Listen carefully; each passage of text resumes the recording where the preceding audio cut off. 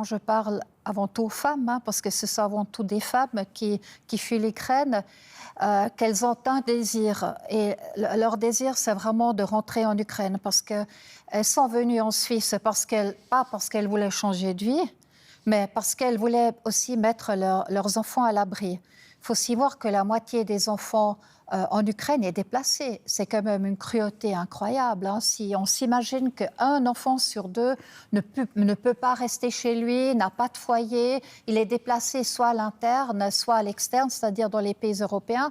Et comme vous avez dit, on n'a pas de plafonnement, on n'a pas le choix. Qu'est-ce qu'on veut faire? Quelle est l'alternative? Refuser les femmes et les enfants à la frontière suisse?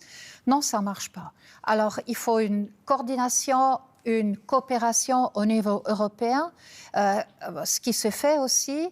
Il y a d'ailleurs aussi la présidence française de l'Union européenne maintenant qui a convoqué le Conseil des ministres de l'Intérieur sous la présidence du collègue Darmanin 3 fois déjà depuis l'éclatement de la guerre. Et c'est ça la voie à prendre. Il faut s'organiser, il faut tout faire. On ne peut pas refuser des hommes, des femmes et des enfants à la frontière.